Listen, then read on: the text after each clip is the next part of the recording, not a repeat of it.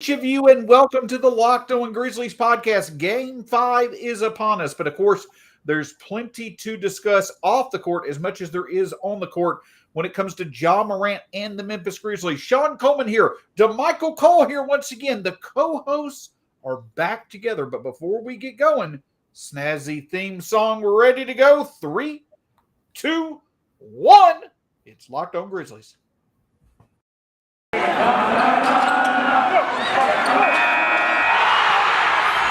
are Locked On Grizzlies, your daily Memphis Grizzlies podcast, part of the Locked On Podcast Network, your team every day.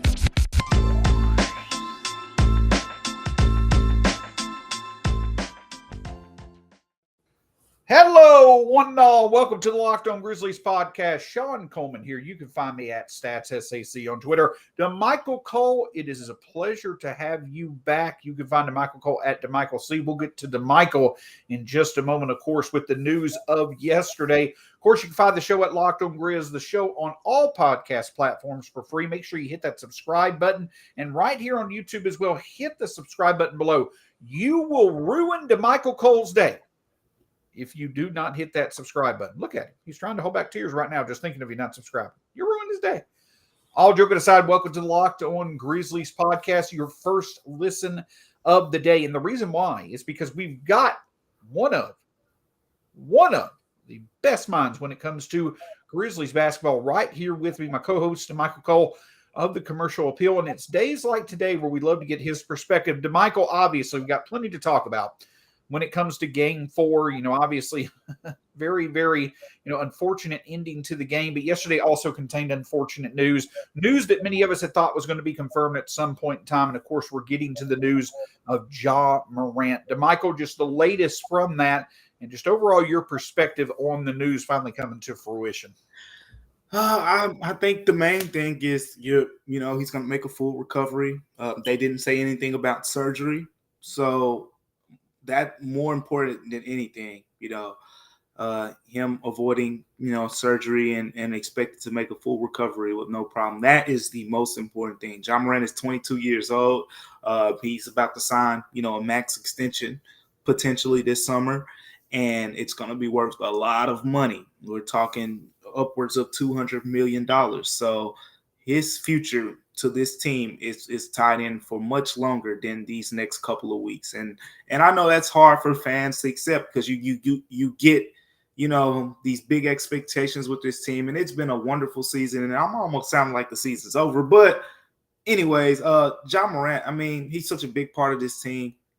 And I said yesterday, Shawn, just seeing him walking around, my thought before that game was never, people were asking me, does he have a chance to play? I was like, forget this game. Does he even have a chance to come back? Because we saw him at shoot around, Shawn. There was no way he was going to play. It's no way. He had a very, very, heavy limp. It just, even if he would have played, it just wouldn't have looked good. And the Grizzlies can't risk that, especially we're talking knees. We're not talking shoulder or, we're talking one of the most important parts for a basketball player, especially a guy who plays like Ja Morant. So it's tough news. I just, encourage, the fan base, keep things in perspective. I know that's hard to accept, but the best way I can put it is, think John Wall, think Derrick Rose.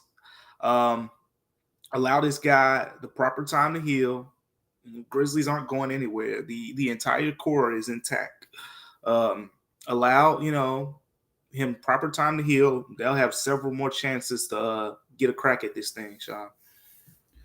And at the end of the day, there's a couple of different perspectives. I agree with your perspective 100%. For those who may not have known the specifics, Ja Morant was diagnosed with a bone bruise from late in game 3 that occurred this past Saturday in Golden State. Now, whatever perspective you have on what caused the injury, that's fine. We've rehashed that. But the point is that a couple of things are consistent here, and I think there's value in that. Number one, there's clarity. Right. I know that some around, the Memphis fan base, around, national media, they were a bit, frustrated that the Grizzlies were not specific about what the issue was with his knee. But the point that I'll get at is this, is that one of the reasons why the Grizzlies probably did not come out and say anything is they wanted to make sure. They wanted to make sure that once they did give an official designation of the injury, they wanted it to be clear. And now we've got that clarity. Now the team knows what they have to deal with moving forward. But the other thing that stands out to me, Damichael, to your point, the Grizzlies have said all along, and even if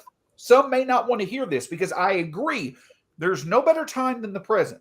But the Grizzlies' focus all along has been the long term, beyond this year. I think it's clear that the Grizzlies know that their best opportunity to win a title, it's probably still in the future. I don't think that's facetious to say. I think that what it simply means is we've not seen the final version of this team evolve as of yet. You want Ja Morant to be as healthy as possible for as many chances as possible moving forward. I think it's the smart thing to do to not risk his injury long-term by just going all in this year. Yeah.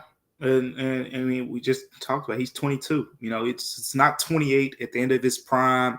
And you're thinking, it's not this year. The Grizzlies window is about to close. That's completely different. All these guys, we talked about it all year, Shawn. They're the second youngest team in the NBA. A lot of these guys are still on the rookie contracts. I mean, for crying out loud. So there's a lot to look forward to, and still, I mean, you have an exciting group. Heading into this heading into this game, down 3-1, you have an exciting group to look forward to playing. I mean, but it's been a tough run, just this series, because there's a lot of woulda, coulda, shouldas in there, and it's especially with Ja Morant, being number one, but I mean Desmond Bane, and his health as well. So overall, I think Ja Morant's injury status, it challenges the patience of the fans, but the front office, they know what they have there. They always, climbing in those guys, they always have to look at the bigger picture. And I think that's exactly what they're going to have to do with this. And you were right on the spot, because when you were talking about the diagnosis, because I remember when we were talking with them, they got the initial MRI, wanted to confirm some things with their doctors and do it that way. That was the first sign for me personally, and I think I said this yesterday too on the show, that when you try to get that second opinion, usually there's something going on, there, I think. And that was kind of confirmed. They needed confirmation. Okay, is this really what it is? Or is it something he could play through? Or is it something he could come back from really quick? And as they say, it's doubtful. So it'll be real interesting if they win this game and get to game 6. We'll really ask Taylor Jenkins, because they didn't give a clear designation. They just said doubtful. We don't know how long doubtful is to return to the playoffs. Is that next week? Is that next month? It'll be good to get a clear. I mean, of course, it's highly unlikely he comes back, but just for timeline purposes, you want to get a clear, I guess, idea of what's going on there. But maybe they don't know, Shawn. I mean, I think Kendrick Nunn, he ended up trending on Twitter yesterday, and I was wondering, I was like, why is Kendrick Nunn trending? Then it hit me. Oh, he had that bone bruise with the Lakers, missed the entire season. People thought he was coming back in like December. Then it got bumped back, and then it got bumped back again. Then it was like, you know what? He's out for the season.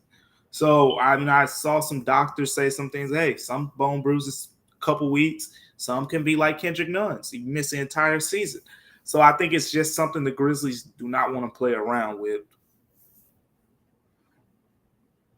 Absolutely. And the other thing that I'll say about this is that, this just goes to show once again that the NBA Finals run for teams that make it to the finals, it's just as much luck as it is overall talent. That's why you very rarely see the most talented team make it. It's who wins the war of attrition, right? Yeah. And this is what nails it down. The Grizzlies at their best this season was when Desmond Bane and Ja Morant were cooking as one of the best backcourts in the league. Unfortunately, Ja Morant has been cooking all series long. We'll discuss that, obviously, as time goes on, how special he's been, especially in the first part of this series. But one thing, unfortunately, the Grizzlies have not had is the best part of the best version of themselves this year. That's a healthy Bane and Ja Morant, as both now have certainly been fighting injuries at some point during this series. Yeah, it's tough to see, because you looked at that first round, man. Desmond Bane was an all-star level shooting guard. And then you're thinking, okay, this next series, Ja Morant, we talked about how they had a smaller front court. He's going to be able to get to the rim and finish better, and he did. And he's been shooting the ball well. So it's like, man, but Dez gets hurt. So both of those things, you got a lot to look forward to. But you talked about it. It's the winner of the war of attrition. And who knows that better than Golden State, right? Golden State has 3 championships. Injuries were a big part. I mean, they were super talented all those years, not taking anything away from them. But they had some big breaks on the injury fronts each of those seasons. I mean, I remember in 2015, you get to the finals. Kevin Love didn't play in the finals. I think Kyrie got hurt in game 1 or game 2. So they basically went against LeBron James and a bunch of role players to win that ring. Then I believe the next championship they won was the year where Kawhi Leonard got hurt in the Western Conference Finals. Game 1, Spurs were destroying Golden State in that game. Came back and won that game, beat the Spurs easily in that series.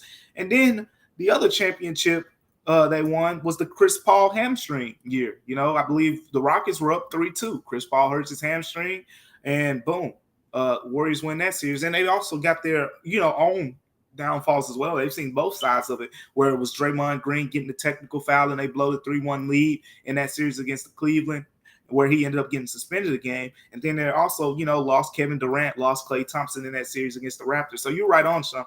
War of attrition is a big thing. It didn't work in the Grizzlies' favor this year, not just with Ja, but Desmond Bane not being 100%. These guys are young. I think, a full off season. We'll see, where they stack up next year. 100%. And the thing about it is this, is at the end of the day, again, you want to take advantage of every opportunity that you have, but you also want to make sure that you're not putting the long-term in jeopardy. So at the end of the day, I think it's pretty clear that the Grizzlies are making the right decision. I can tell you, though, a right decision you can make, and that's making Athletic Greens a part of your day. What is this stuff? With 1 delicious scoop of AG1, you're absorbing 75 high-quality vitamins, minerals, whole food source superfoods, probiotics, and adaptogens to help you start your day right. And the great thing about it is that tons of people take some type of multivitamin. It's important to choose one with high quality ingredients that your body will actually absorb. AG1 is a small micro habit with big benefits. It's one thing you can do every single day to take great care of yourself. It costs less than $3 a day. You're investing in your health, and it's cheaper than your cold brew habit.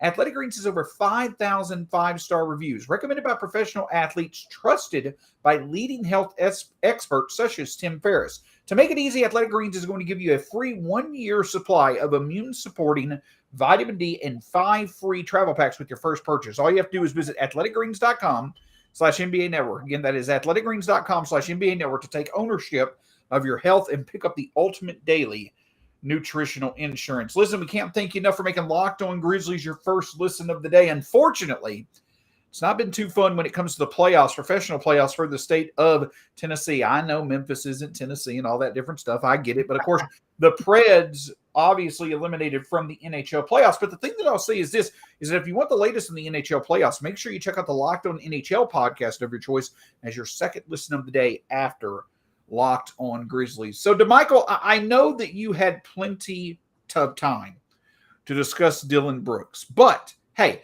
I haven't got to talk about Dillon Brooks yet.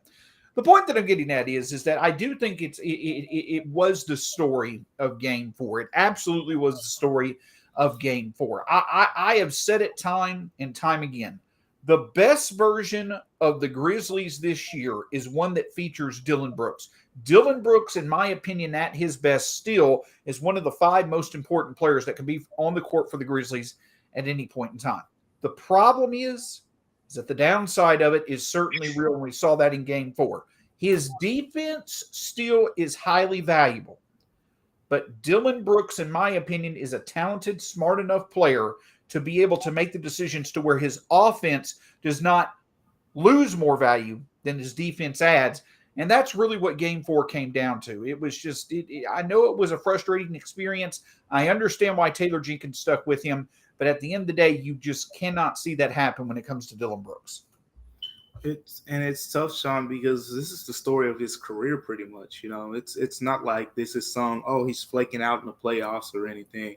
This was the first round too, we watched towards the end of that series what he had the 1 of 10 game from 3-point range. Then he comes back in the next game. I believe it was game 6, the closeout game. He ended up fouling out, but he was 5 of 6 on 3-pointers, and he kept the Grizzlies in that game in the third quarter.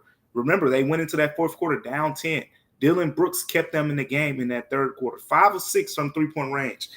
So that was the best. And we saw a lot of the worst. And Taylor Jenkins did, like you said, he stood by him. A lot of his teammates stood by him too. He pointed to Dillon Brooks' playmaking, which I think has improved. Dillon Brooks talked about making that a point when he got back from his injury, the ankle injury. He said playmaking was something that he really wanted to focus on. He had 8 assists, and they kind of needed him to be more of a playmaker, right? Without Ja, he's one of those guys. I mean, whether you like it or not, he can create, shots. He can create shots for himself and others. So that is a skill that he has. Whether it goes in or not is a different thing. But he can get to the spots that he wants to get those shots. It's tough, Shawn, because my thing was I had 2 things. One, if Dillon Brooks isn't taking those shots, who is? That's the thing when you miss Ja. When Ja's not on the court, you don't have a lot of shot creation from the Grizzlies. And at the end of the day, when there's 6-7 seconds on the shot clock, somebody's got to make a move. You can't just keep passing it around the circle and do one move and hope, a defender helps off of some guy, because the way that game went is they weren't leaving Desmond Bane, even though he had the back problems and, whatever was going on. They were very attached to him. That was the one guy I felt like you would trust in that situation. Tyus Jones, you love him spotting up, but when he gets in the paint, he's a smaller guy, and we know he likes to get to that floater, but there's not much else from finishing-wise with Tyus Jones when he gets inside the paint. The floater is automatic. I've written about it. But outside of that, you're not going to see him finishing up and around Draymond Green and things like that. It was a limited offense. Someone had to take the shots. Kudos for him to being that guy saying, I'll do it. Honestly, it didn't work out. And, but if it didn't work out for him, all they were probably going to be doing is just passing the ball around the perimeter and trying to create opportunities for each other, which works sometimes, but doesn't work a lot of times. The second thing was, Shawn, Dillon Brooks, of course, he shot 5 of 19, and he took a lot of bad shots. Let me be clear about this. He took a lot of bad shots, but Kyle Anderson shot 2 of 7 from the free throw line. Shawn, how many times have we barked on free throw shooting and how it could hurt this team? 73 times. Yeah. And it felt like it hurt him 73 times in that one game. 2 of 7 from the free throw line. So what's that? 5 missed free throws, you lose by 3 points. I mean, there's that. And then we talked about, Desmond Bane. He's hurt, and I'm not, I don't know how his body feels, but he's dealing with back injury. Back impacts your entire body. You're just not getting much scoring from Desmond Bane like you did in that first round. And then Brandon Clark as well. First round, he was automatic. I mean, people were talking themselves into him being more important than Jaren Jackson Jr. You saw it, Shawn. I know I saw it. Whether we agreed with it or not is a completely different story. But we saw people talking it themselves into Brandon Clark being that guy. This series, he's kind of disappeared in a way. And credit for one, Draymond Green, as long as I've been here, Shawn, covering the Grizzlies since December, I haven't seen someone block Brandon Clark's floater until I saw Draymond Green block it. And I think it was like game 1 or game 2. That's when I knew Draymond, the IQ, he has it because he timed it perfectly. And then I figured at that point, Brandon Clark is, he's going to have to work a little bit harder this series because he usually gets to that floater so easy, and it just hasn't been there this series. So there are a lot of factors at the end of the day. But, of course, Dillon Brooks, he's the easy fall guy, Shawn.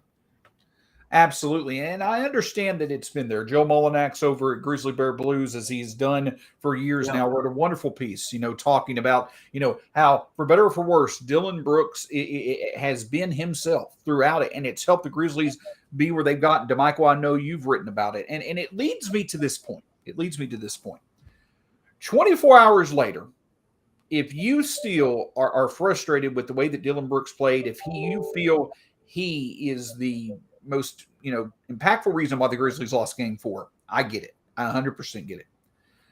But I want to make this point, and I'm not going to elaborate on it because we got a, whole off season when that happens to elaborate on it.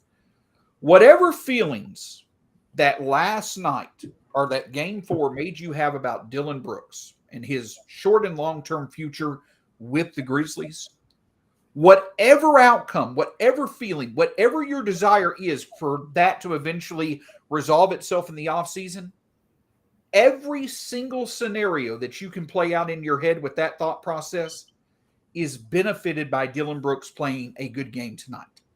Yeah. So you have every reason in the world to cheer for Dillon Brooks tonight. Every reason. It extends the Grizzlies season.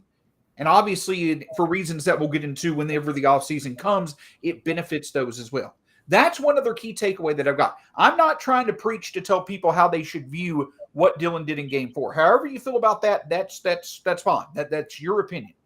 But I can tell you one thing straightforward. At the end of the day, whatever feelings that you have about Dillon for the Grizzlies now versus the long term, whatever outcome you feel is best, it's benefited by Dillon going out and having a great game tonight. And for that reason, I think at the very least, that's a reason why we should certainly be cheering Dillon Brooks. Because again, the best version of this current iteration of the Grizzlies team is Dillon Brooks playing good basketball. Yep, exactly. And I mean, someone pointed this out to me yesterday too. They said, do you not remember how excited this fan base was to get him back from that ankle injury? Do you remember that, Shawn? I mean, people couldn't wait. It was February. It was early February, and people asked, "Oh, when he's coming back?" And it was early March, and we, I remember seeing the story. I mean, the numbers on some of my stories. People were excited. If those things meant anything, but yeah, people were looking forward to his return, and that shows you the type of impact he can have. I think it's one game. It's an emotional fan base because you're so close. And then the way they lost, it didn't help. I mean, the Grizzlies led the whole time pretty much. And it basically looked like he shot them out of the game when they just missing some big shots. But he made some big ones too. I think it was an 82-81 game.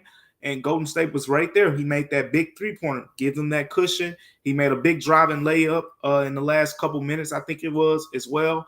He made a couple big baskets. But overall, like you said, Shawn, when he's at his best, his team's at his best. And I tell you what, without Ja Morant, they're going to need the absolute best of Dillon Brooks for the rest of the series. 100%. And you go out with the best that you have to offer. At the end of the day, even if you may not think that that's Dillon Brooks at times, I do feel that it is. I get people saying, why did Taylor Jenkins stick with him for 39 minutes? Well, because I do honestly believe Taylor Jenkins felt that at the time that this occurred, he was going to bring them the best chance to be able to get this done. You certainly hope that may come more to fruition in Game 5. But before we get to Game 5, I want to talk with you a bit more as well about Built Bar. Now, listen, we talked with you about Athletic Greens just a second ago, and Athletic Greens is a great way to make your day better as you start making it. But I will also start having it as a part of your daily routine. But Built Bar needs to be there as well. It's a great energy boost to your day. It tastes like a candy bar, but is a great healthy snack. Damichael, I mean, I don't know if you would have it in the morning for breakfast or in the afternoon as a snack, but I'm sure you can tell us it's a great addition to your day. It's a wonderful addition, Shawn, and I like it in the afternoon. Now, I started off with the white chocolate cookie and cream, but I'm liking the puff. Shawn, have you checked out the puff yet? I've checked out the puff. The right cookies and cream is very good as well. They're all very good additions to your day. But the great thing is also, if you go to Built.com right now, you put in the promo code LOCKED15, you'll get 15% off your next order from Built Bar. Again, go to Built.com, put in the promo code LOCKED15 and get 15% off your next order from Built Bar. I'm going to tell you this with my heart of hearts. On the next edition of the Locked On Grizzlies podcast, I want to be talking about a Game 5 win going into Game 6. I am confident there is a good chance that could happen tonight. We'll discuss that in just a moment. But on the latest edition of the Locked On Grizzlies podcast tomorrow, either myself or Damichael or both of us, we are going to be talking either about looking forward to Game 6 or the first day of the offseason arriving. Do or die for the Grizzlies. They got nothing to lose. That's the exciting part of Game 5 tonight, but that means it's an exciting part of Locked On Grizzlies tomorrow because you don't know what's coming, but we'll have the latest for you here at Locked On Grizzlies. So, Damichael, I'm going to be honest with you. Typically I love getting into the specifics of Game 5, and we will hear a little bit, but I also think that this is just a situation where you don't reinvent the wheel. What you did, your style, your game plan worked for 46 minutes last time. And I know that we're sounding like Minnesota Timberwolves fans from last series, but the defense worked. Featuring size worked. Offense was a bit off because they couldn't find their consistent shot. I don't think the Warriors are going to struggle as much as they did in Game 5, though they may. But if the Grizzlies go out there, focus on defense and winning the possession battle and put together as good of a game plan as they did for 95% of the game, I don't think you change up much. You just make smarter decisions at the end of the day, and you make freaking free throws. That's what the changes that you make. Yeah, Shawn, I agree with you, but I'm going to add something else on here as well, because yes, you defensively, you want to be the communication difference from Game 3 to Game 4 was tenfold. I mean, it was completely different. That was the reason they stayed in the game. That was the reason they had every chance to win that game. They were communicating, and what I mean by communication is think about in Game 3, all those plays where two Grizzlies players went to one Golden State player after a screen, and you either had a wide open three-pointer or a wide open layup to the basket or alley-hoop and all those things. A lot of that was not available for Golden State. Golden State did miss some shots, but the Grizzlies made them work for everything. Yes, you do that, Shawn.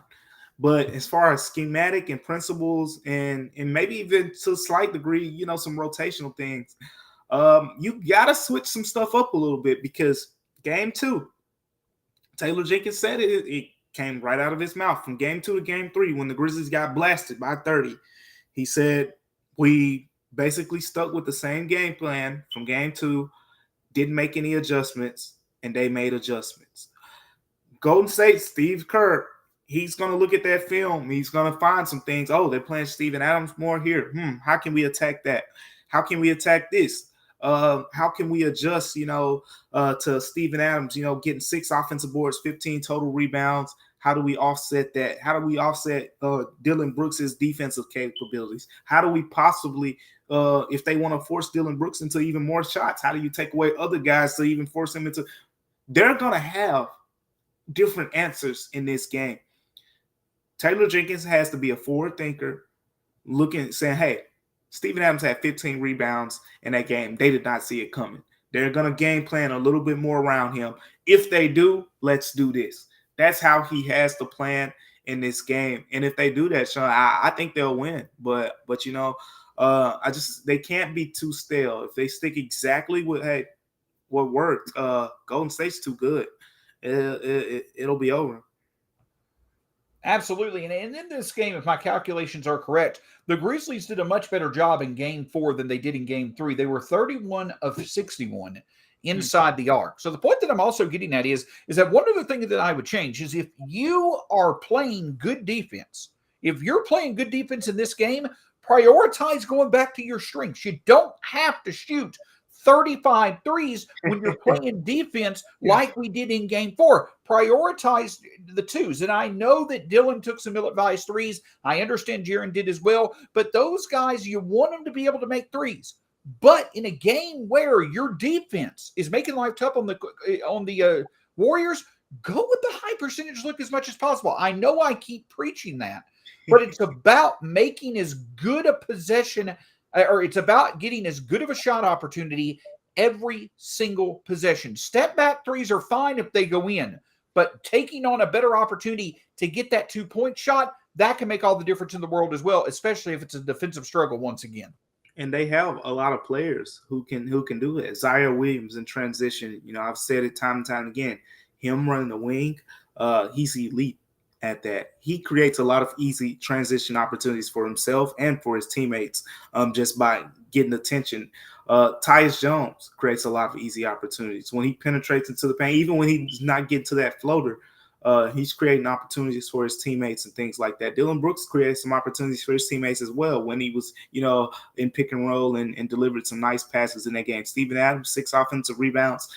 The ingredients are there, Shawn, for them to have, a better night. I don't think they're tooled right now to blow Golden State out of the window offensively, but they're good enough by any means because they pass the ball really well with this lineup, and they're going to play really sound defense. And if you put those two things together, they're going to have a really good shot.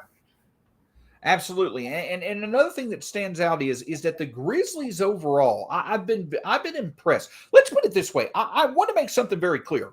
I know that the Grizzlies gave up a lead in Game 4. I know, and I've said it. The giving up that lead should be more impactful in terms of disappointment than any type of moral victories from Game 4. Right? It should be with where this team is because they expect to be better. They expect to win those type of games, but if they can at least keep their defensive intensity going for the first quarter, but yet make smarter shots, set the tone early in this game, I think that they can ride that wave to a victory. I do think the Grizzlies are fully capable of making this go 6 games at the very least if they play defense early on, but also take smarter shots. All this stuff that we're preaching, do it at the beginning. See if Steven Adams can add a bit of, flair, getting you some extra possessions and get a better performance from your offense starting out. If you could do that, I think they could set the tone early and win this game.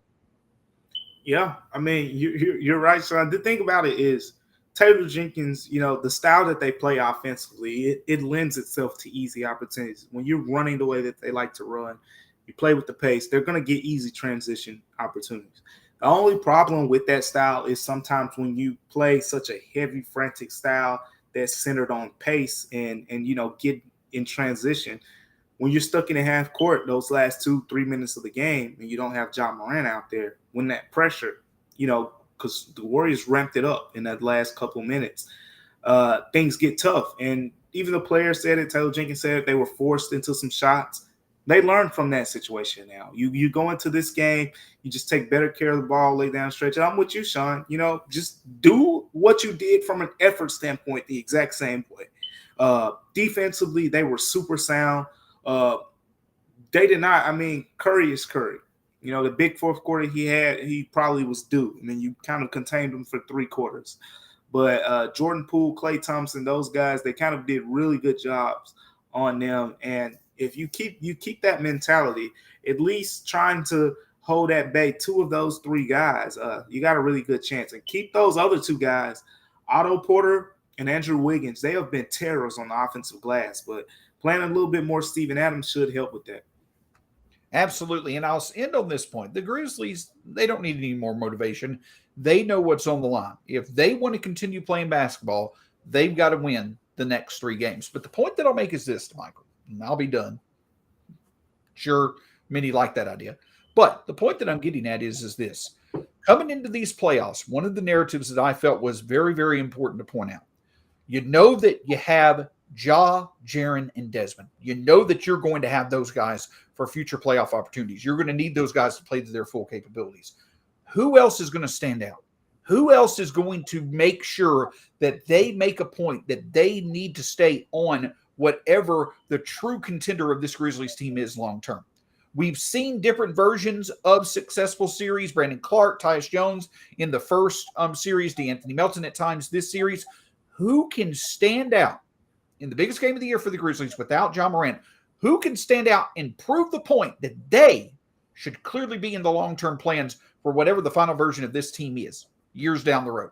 That, I believe, is clear motivation for every single player in this game who's going to get some playing time to make the most of it. And that's one thing that I'm looking forward to. Win or lose, at the end of the day, I want multiple players. I want Zaire Williams and DeAnthony Melton to show, hey, in the biggest game of the year for the Grizzlies, they were the difference makers to at least put us in the chance to win or allow for us to win. That's the type of conversation I want to have after Game 5. And you should be able to have that conversation. I mean, in a way, it's a trial period for a lot of guys. It's a trial period for Tyus Jones, who's set to be a free agent. It's a trial period for Kyle Anderson, who's set to be a free agent. It's a trial period for Zaire Williams and DeAnthony Melton, because there could potentially be a starting wing spot, available at some point. We've talked about all this time how the Grizzlies need a 3, and Dillon Brooks has been great, but we know those other 2 guys, Ja and Dez, are set in stone. If Dillon is your guy, possibly, but Zaire Williams has had some really good moments. If he imagine if Zaire Williams takes a jump like Desmond Bane did. But a lot of things to look forward to, but it starts here. It starts right now, this series. I think about all these other teams, Golden State, for example, how their core had the runs in 2013 and 2014. I think they lost against the Clippers in one of those years, and maybe both. But losing those series before getting to that championship level. All of that is important for these teams as you head on this run. Maybe this is what the Grizzlies need. If they lose, if they win, you keep playing and you keep building on just this strong core that you have in place. But if they do lose, you have a strong foundation there, and you're getting tons of experience against a championship caliber squad. I know Game 3 certainly was a blowout, but in the other 3 games, yeah, these have won by 5, and the Warriors have won by a total of 4. At the end of the day, they're up 3-1. Listen, I know we could easily be up 3-1. It could be flipped. Exactly. The Warriors have done a better job of playing a full 48, but none of that matters. Get the win tonight, see what happens, and let's go from there. His name is Damichael Cole. You can find his work at the Commercial Appeal. My co-host here at Locked On Grizzlies. Very lucky to call Mr. Cole my co-host. My name's Shawn Coleman. You can find myself at Stats SAC, the show at Locked On Grizz.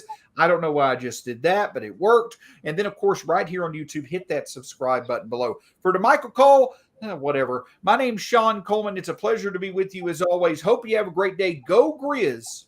Again, could be quite a bit of difference in potential outcomes for tomorrow's show. Let's talk about another win on tomorrow's edition of the show. Have a great one. Go Grizz. Talk to you soon here on